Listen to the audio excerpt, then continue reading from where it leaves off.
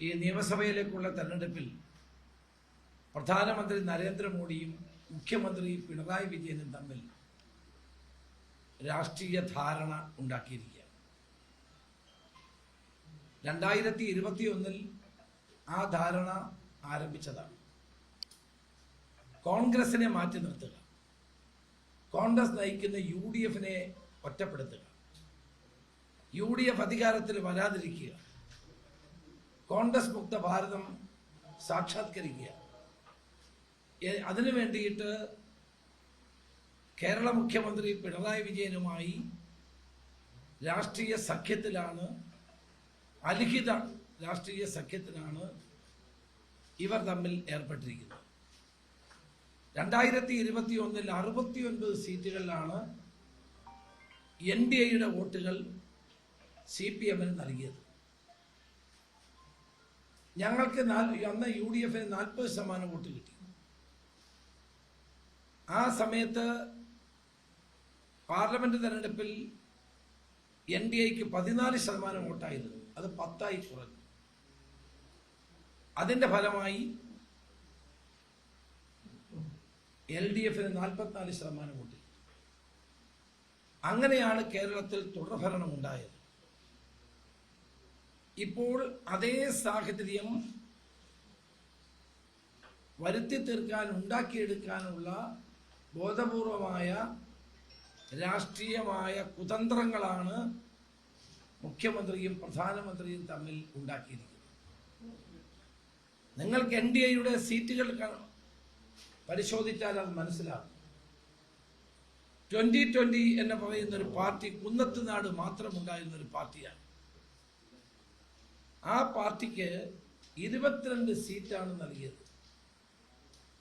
ഏറ്റവും പ്രധാനപ്പെട്ട സീറ്റുകളിൽ CPM നേതാക്കന്മാർ മത്സരിക്കുന്ന, അവർ വെല്ലുവിളികൾ നേരിടുന്ന സ്ഥലങ്ങളിലെല്ലാം 2020യുടെ സ്ഥാനാർത്ഥികളാണ്, അല്ലെങ്കിൽ BDJS-ന്റെ സ്ഥാനാർത്ഥികളാണ്. അത് ഒട്ടുമറിക്കാനുള്ള തന്ത്രത്തിന്റെ ഭാഗമാണ്. കഴിഞ്ഞ തവണ അരങ്ങേറിയ ഈ രാഷ്ട്രീയ നാടകം ഇത്തവണയും അരങ്ങേറാനുള്ള നടപടികളാണ് സീറ്റ് പ്രഖ്യാപിച്ചതോടുകൂടി വ്യക്തമായിരിക്കുന്നത്. ആരോരും കേൾക്കാത്ത സ്ഥാനാർത്ഥികൾ, നിയോജക മണ്ഡലങ്ങളിൽ പരിചയമില്ലാത്ത സ്ഥാനാർത്ഥികൾ 2020യും BDJS-നെ പോലെയുള്ള കക്ഷികൾ നിർത്തി CPM-നെ സഹായിക്കാൻ ശ്രമിക്കുക. ഇത് കേരളത്തിലെ ജനങ്ങൾ തിരിച്ചറിയും. BJP-യും CPM-ഉം തമ്മിലുള്ള ഈ അന്തർധാര വളരെ വ്യക്തമായി തന്നെ ഇപ്പോൾ പുറത്തു വന്നിരിക്കുകയാണ്. കഴിഞ്ഞ പാർലമെന്റ് തെരഞ്ഞെടുപ്പിൽ മതന്യൂനപക്ഷങ്ങളെ പാട്ടിലാക്കാൻ വേണ്ടി പൗരത്വ നിയമം മാത്രമായിരുന്നു മുഖ്യമന്ത്രി പ്രസംഗിച്ചത്. പക്ഷെ അത് ഏശിയില്ല. അത് ഏശാതെ വന്നപ്പോൾ ഇപ്പോൾ ഭൂരിപക്ഷ വർഗീയതയെ പ്രീണിപ്പിക്കാൻ ശ്രമിക്കുന്നു. ആഗോള അയ്യപ്പ സംഗമം പെട്ടെന്നുണ്ടായ ഒരു സുപ്രഭാതത്തിലുണ്ടായ ഒരു ദിവ്യ സ്വപ്നത്തെ തുടർന്ന് ആരംഭിച്ചതല്ല. അത് ഭൂരിപക്ഷ വർഗീയതയെ താലോലിക്കാൻ വേണ്ടിയിട്ടുള്ള ഒരു അജണ്ടയായിരുന്നു. അത് പൊളിഞ്ഞുപോയി. അപ്പൊ കേരളത്തിൽ മാറി മാറി വർഗീയതയെ താലോലിക്കുന്ന CPM ഈ തെരഞ്ഞെടുപ്പിൽ ഭൂരിപക്ഷ വർഗീയതയാണ് താലോലിക്കാൻ ശ്രമിക്കുന്നത്. നമ്മൾ ആലോചിച്ച് നോക്കുക, കേരളത്തിന്റെ മുഖ്യമന്ത്രിക്കെതിരായി എത്ര കേസുകളാണ് ഉണ്ടായിരുന്നത്? ഏതെങ്കിലും ഒരു കേസിൽ തീർപ്പുണ്ടായിട്ടുണ്ടോ? ലാവ്ലിൻ കേസിലെ 7ാമത്തെ പ്രതിയാണ് പിണറായി വിജയൻ. 41 തവണയാണ് ലാവ്ലിൻ കേസ് സുപ്രീം കോടതിയിൽ മാറ്റിവെച്ചത്. അരിയാഹാരം കഴിക്കുന്ന മലയാളിക്കത് ബോധ്യപ്പെടും എന്താണ് അതിന്റെ കാരണമെന്ന്.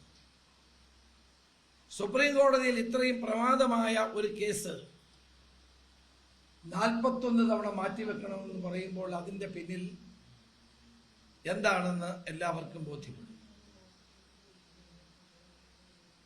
മുഖ്യമന്ത്രിക്കെതിരായി എത്രയോ കേസുകൾ വന്നു. സ്വർണ്ണ കള്ളക്കടത്ത് ഉൾപ്പെടെയുള്ള എത്രയോ കേസുകൾ വന്നു. മുഖ്യമന്ത്രിയുടെ പ്രിൻസിപ്പൽ സെക്രട്ടറി ജയിലിൽ പോയി.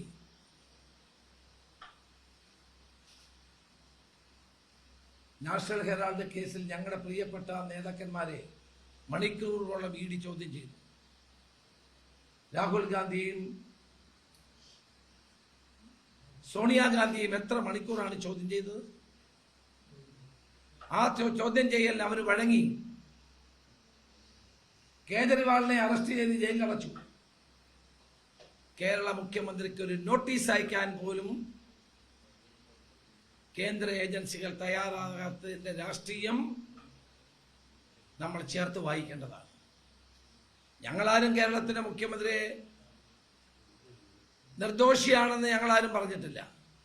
അദ്ദേഹത്തിന്റെ പേരിൽ ഈ ആരോപണങ്ങൾ ഇപ്പോഴും നിൽക്കുക. ലാവ്ലിൻ കേസാണെങ്കിലും സ്വർണ്ണക്കള്ളക്കടത്താണെങ്കിലും അതുമായി ബന്ധപ്പെട്ട അദ്ദേഹത്തിന്റെ ഓഫീസിന്റെ ദുരുപയോഗമാണെങ്കിലും ഇപ്പോഴും സജീവമായി തന്നെ പൊതുമണ്ഡലത്തിൽ നിൽക്കുന്ന ഒരു കാര്യമാണ്.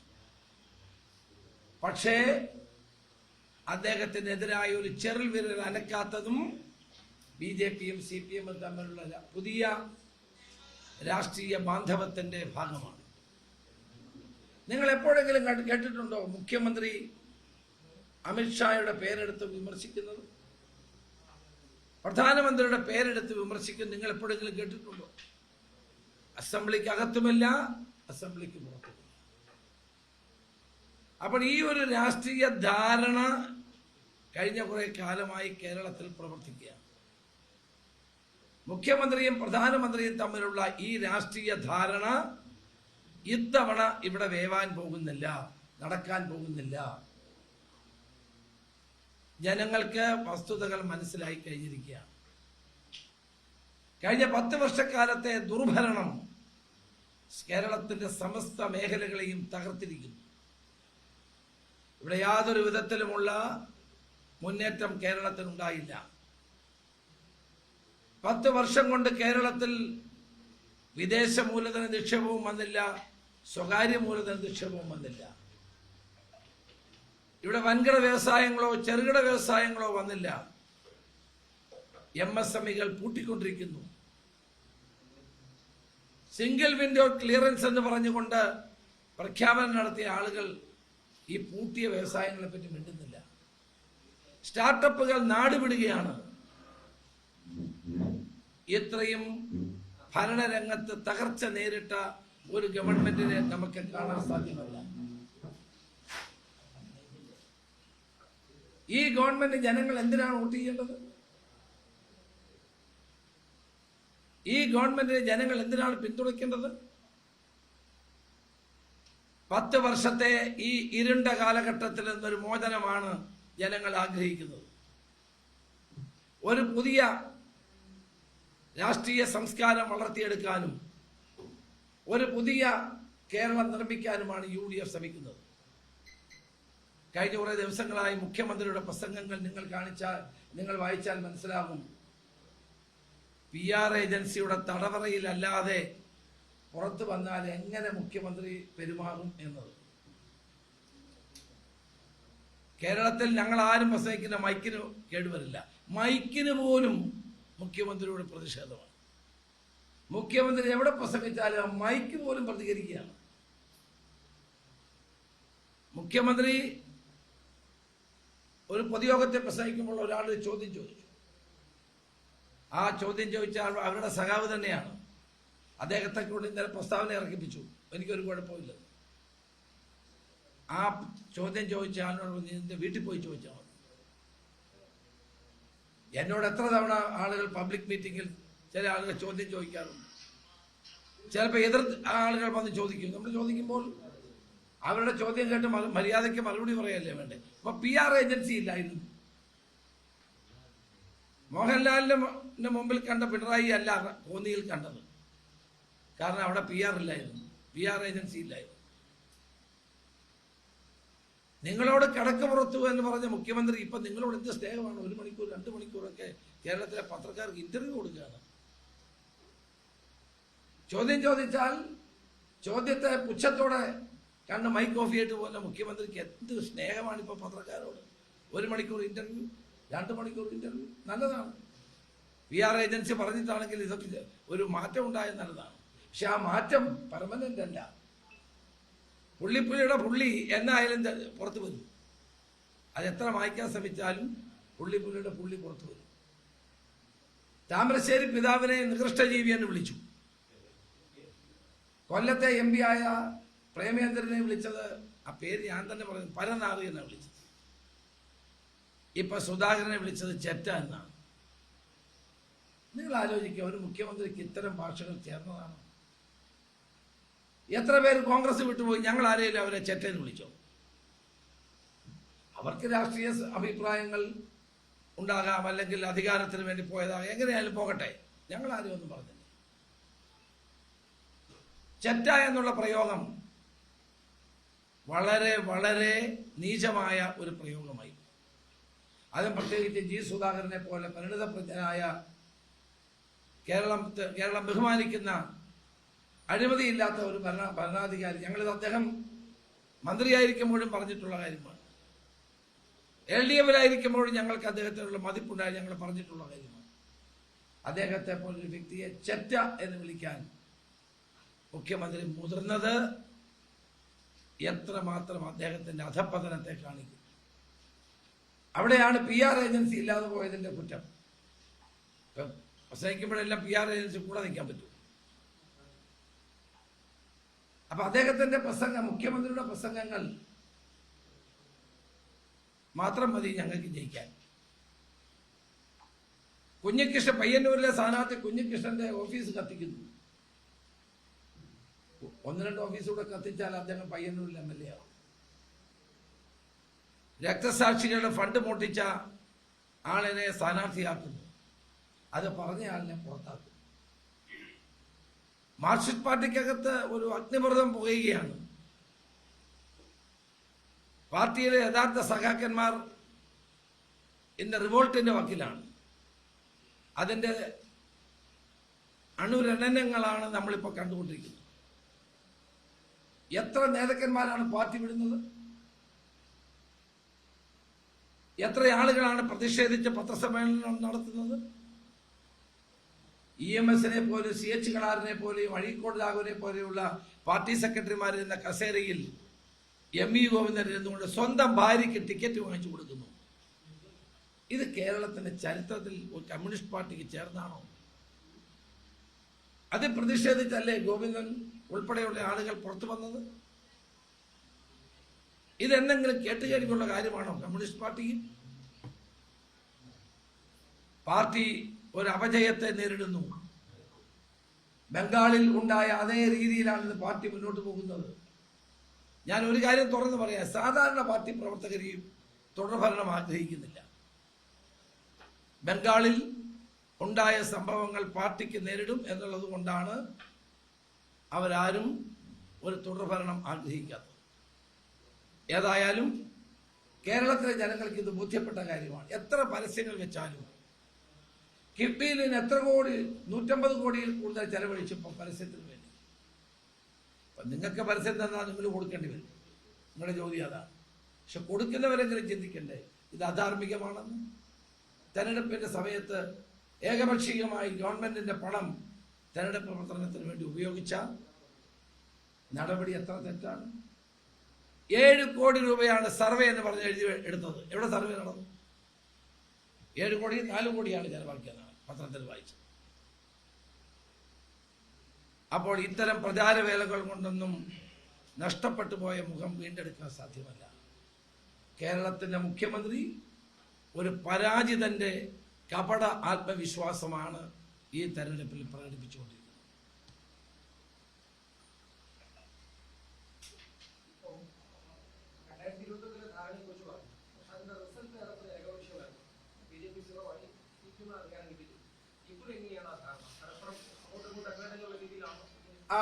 കഴിഞ്ഞ തവണത്തെ തെറ്റ് മനസ്സിലാക്കിക്കൊണ്ട് ഇത്തവണ പരസ്പര ധാരണയോട് കൂടിയാണ് മുന്നോട്ട് പോകാൻ ആഗ്രഹിക്കുന്നത്. എന്റെ മത്സരത്തിൽ BJP ആണ് മത്സരിക്കുന്നത്. കഴിഞ്ഞ തവണയും BJP തന്നെയായിരുന്നു സ്ഥാനാർത്ഥി. അതെ, അവരുടെ ജില്ലാ പ്രസിഡന്റാണ് മത്സരം.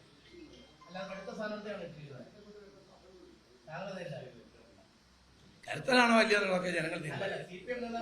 അയാള് എന്റെ എതിർ സ്ഥാനാർത്ഥി കരുത്തനാണെന്ന് ഞാൻ പറഞ്ഞാൽ നാളെ നിങ്ങളത് കൊടുക്കും. കരുത്തനാണെന്ന് അങ്ങനെ പറയാൻ ഞാനില്ല. ഇല്ല, അങ്ങനെയുള്ള ചോദ്യം ചോദിക്കരുത്. ഒരാളിനെ വ്യക്തിപരമായി ആക്ഷേപിക്കാനോ ഇകഴ്ത്തി കാണിക്കാനോ ഞാൻ തയ്യാറാവും.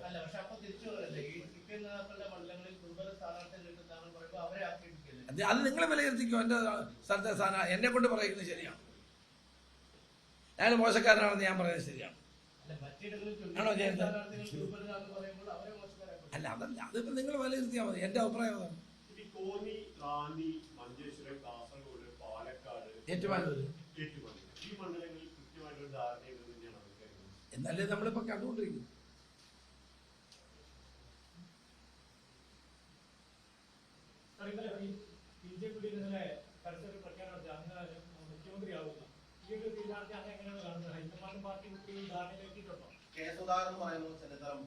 ഇതൊന്നും ഇപ്പൊ ചർച്ച ചെയ്യേണ്ട വിഷയമല്ല. ഇപ്പൊ നമ്മൾ ഗവൺമെന്റ് വരിക, കേരളത്തിലെ ജനങ്ങളുടെ ആഗ്രഹം ഒരു പുതിയ ഗവൺമെന്റ് വരിക എന്നുള്ളതാണ്. അല്ല വേറെ ഒരു വിഷയം ചർച്ച ചെയ്യാൻ എനിക്ക് താല്പര്യമില്ല.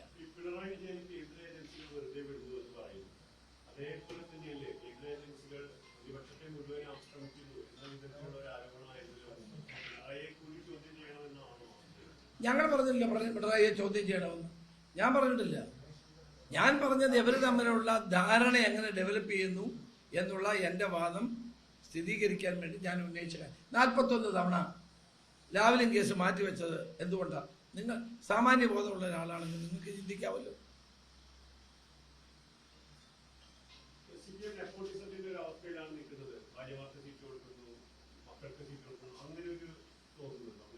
അങ്ങനെ ഒരു തോന്നലുള്ള കൂടുതലും പാർട്ടിക്കാർക്ക് തന്നെയല്ലേ. അതുകൊണ്ടാണല്ലോ അവർ പാർട്ടിയുടെ പുറത്ത് വരുന്നത്.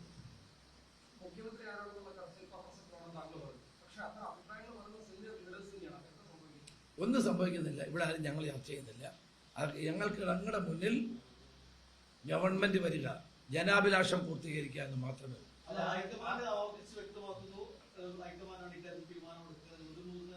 ഞാൻ നിരവധി തവണ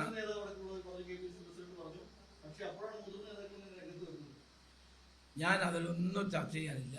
ഇപ്പം ഞങ്ങളുടെ മുമ്പിലുള്ള അജണ്ട ഗവൺമെന്റ് ഭൂരിപക്ഷം കിട്ടി ഗവൺമെന്റ് ഉണ്ടാക്കുക എന്നുള്ളത് മാത്രം.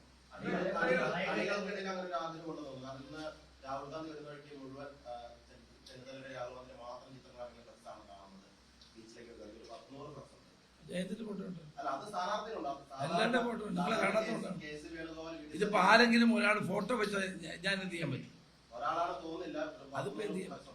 ആളുകളെ കുറ്റം പറയാൻ പറ്റില്ല. താങ്കൾ വളരെ ചെറുപ്പത്തിൽ തന്നെ പാർട്ടി എത്തിയ ആളാണ്. പ്രതിപക്ഷമായി നല്ല പ്രവർത്തനം നടത്തി. അങ്ങനെയാണ് മുഖ്യമന്ത്രി സ്ഥാനത്തേക്ക് വരണമെന്ന് അണികളും മറ്റു പ്രവർത്തകർക്കും വിചാരിച്ചാൽ അവരെ കുറ്റം പറയാൻ പറ്റും. Thank you very much. ഞാൻ ഇത്തരം കാര്യങ്ങളൊന്നും ഇപ്പൊ ചർച്ചാ വിഷയമല്ല. ഈ കഴിഞ്ഞ 40 വർഷമായിട്ട് കേരളത്തിൽ പ്രവർത്തിക്കുന്ന ആളാണ് വി.കെ. ശർമ്മ. പാർട്ടിയുടെ സെക്രട്ടറിയുടെ ഭാര്യ എന്ന് പറഞ്ഞിട്ട് ഒരു വനിത മത്സരിക്കുന്നതിനെ ഇത്തരം തരത്തിലുള്ള രീതിയിൽ അത് പേയ്മെന്റ് സീറ്റാണെന്ന് പറഞ്ഞിട്ട് അപമാനിക്കുന്നത് ശരിയാണ്. ഞാൻ പറഞ്ഞോ പേയ്മെന്റ് ആണെന്ന്? പേയ്മെന്റ് അല്ല, പാർട്ടി സെക്രട്ടറിയുടെ ഭാര്യ ആയതുകൊണ്ട് അവർക്ക് സീറ്റ് കൊടുക്കുന്നതാണ് പറയുന്നത്.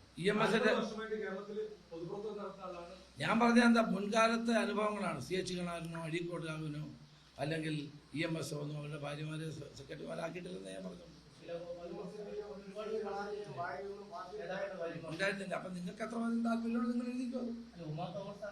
ഞാൻ പറഞ്ഞതല്ല, ഇതൊക്കെ ഗോവിന്ദൻ പറഞ്ഞതാണ്. ഗോവിന്ദൻ പറഞ്ഞ കാര്യമാണ്. തളിപ്പറമ്പിലെ സ്ഥാനാർത്ഥിയായ ഗോവിന്ദൻ പാർട്ടിയിൽ നടന്ന ഈ നടപടിക്കെതിരെ അദ്ദേഹം പ്രതിഷേധം രേഖപ്പെടുത്തി പുറത്തു വന്നതാണ്. അത് പറയട്ടെ.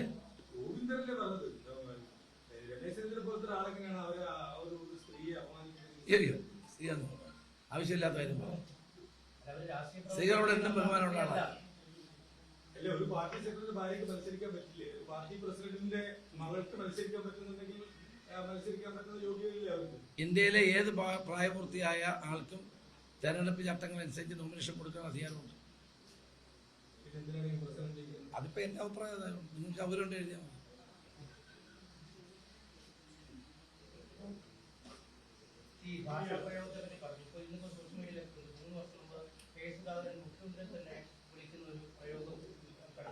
ഏതായാലും സുധാകരൻ ഇപ്പൊ ഒന്നും വിളിച്ചില്ല. ഞാൻ തന്നെ കോഴിക്കോട് വെച്ചാണ് അന്ന് ഞാൻ പറഞ്ഞത്. ശരി, ഞാനും ഉണ്ടായിരുന്നല്ലോ അന്ന് കോഴിക്കോട് മറ്റേ എന്താണ് നമ്മുടെ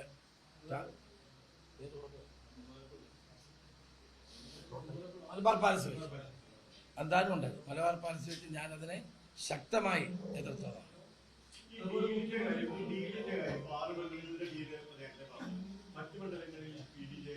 അത് നിങ്ങൾ വിലയിരുത്തണം. കഴിഞ്ഞ തവണ ഉണ്ടായ അതേ രാഷ്ട്രീയമായ കൂട്ടുകച്ചവടത്തിന് വേദി ഒരുങ്ങിയിട്ടുണ്ട് എന്നുള്ളതാണ് സ്ഥാനാർത്ഥി നിർണ്ണയം കഴിഞ്ഞപ്പോൾ ഞങ്ങൾക്ക് മനസ്സിലായത്. അതാണ് നടക്കുന്നത്.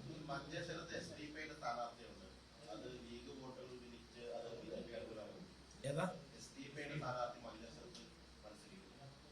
അത് നമ്മൾ വിലയിരുത്തിയിട്ട് പറയാം. SDP എല്ലടോ സ്ഥാനാർത്ഥി നിർത്തിയിട്ടുണ്ട്. എന്റെ കോൺസ്റ്റിറ്റ്യൂൻസി നിർത്തി, അതിന്റെ മോമിഷൻ തള്ളിപ്പോയി.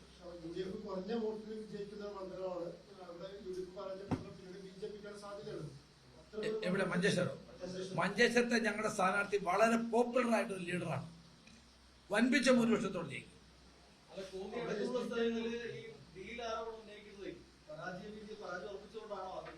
അത് പരാജയം ഞങ്ങള് ഇവരുടെ യഥാർത്ഥ മുഖം തുറന്നു കാട്ടുകയാണ്. ഞങ്ങൾ ഇത്തവണ ജയിക്കാനുള്ള കാര്യത്തിൽ കൊച്ചുകുട്ടിക്ക് പോലും അറിയാം. ഇല്ല, ആ ഡീലിനെ കവച്ചു വെക്കത്തക്ക രാഷ്ട്രീയ പക്വത ജനാധിപത്യ കേരളം അത് തെളിയിക്കും.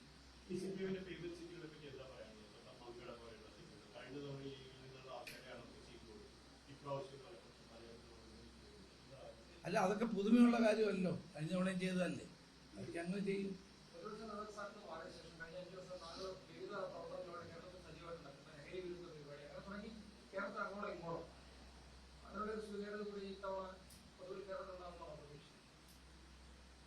അല്ല, ഞാനത് രാഷ്ട്രീയമായ താല്പര്യത്തിന് നടത്തിയൊരു പരിപാടിയല്ല. ഈ ഡ്രഗിൽ മയക്കുമരുന്നിനെതിരായിട്ടുള്ളൊരു പരിപാടി, അത് രാഷ്ട്രീയമില്ല. കേരളത്തിലെ പൊതുസമൂഹത്തെ ഏറ്റവും കൂടുതൽ വേദനിപ്പിക്കുന്ന അല്ലെങ്കിൽ യുവാക്കളെ ജീവിതത്തെ കാർന്നു തിന്നുന്ന ഒരു നടപടിക്കെതിരായിട്ടാണ് ഞാൻ ആ പരിപാടി നടത്തുന്നത്. വലിയ സ്വീകാര്യതയായി. അതിനകത്ത് രാഷ്ട്രീയത്തിന് അതീതമായി എല്ലാവരും പങ്കെടുത്തു. അതിൽ മറ്റു പാർട്ടിക്കാരും പങ്കെടുത്തു. മുഖ്യമന്ത്രിയും മന്ത്രിമാരും അതിനെ അഭിനന്ദിച്ചു. അതുകൊണ്ട് ഞാൻ അതിനകത്ത് ഒരിക്കലും രാഷ്ട്രീയം കണ്ടില്ല. നമ്മളെല്ലാവരും ഒരുമിച്ച് ചേർന്ന് നടത്തുന്ന ഒരു പരിപാടി എന്ന നിലയിലാണ് മയക്കുമരുന്നിനെതിരെയുള്ള പരിപാടി ഞാൻ നടത്തിയത്. അതെ,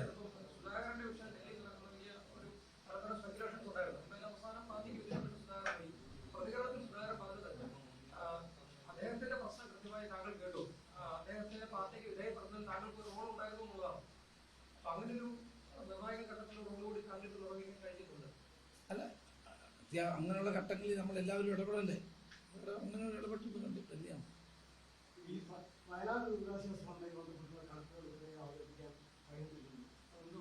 അല്ല, അതിന് ഭൂമി വാങ്ങിച്ചു, നിർമ്മാണ പ്രവർത്തനം ആരംഭിക്കുക. ഇല്ല, സ്ഥലം വാങ്ങിച്ച രാഹുൽ ഗാന്ധി വന്ന് കല്ലിട്ടല്ലോ. ഞാൻ നിർമ്മാണ പ്രവർത്തനം വന്ന രീതിയിൽ മുന്നോട്ട് പോവുകയാണ്.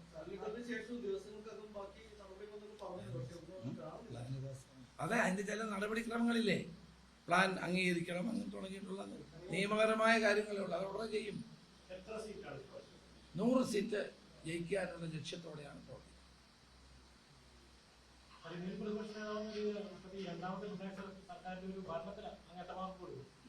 ഞാൻ ഒരു മാർക്കും കൊടുക്കത്തില്ല. വലിയൊരു പൂജ്യമാണ് ഞാൻ കൊടുത്തത്. കഴിഞ്ഞ ഭരണത്തിൽ 2 പൂജ്യമാണ് ഞാൻ കൊടുത്തത്.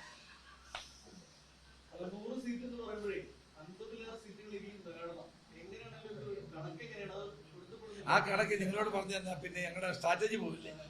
അത് വേണ്ട, ആ കരുതിരിക്കട്ടെ. വിവരം അറിയാൻ വേണ്ടിയാ അല്ലേ? അപ്പൊ ശരി, ശരി എന്നാ ഓക്കെ. പരീക്ഷ പേപ്പർ നോക്കുന്ന അധ്യാപകന്റെ മനോധർമ്മം അനുസരിച്ചല്ലേ മാർക്ക് കൊടുക്കും. അതോടെ തന്നെ ആ ഉത്തരം കൂടി മനസ്സിലാക്കിയിട്ടല്ലേ മാർക്ക് കൊടുക്കുന്നത്.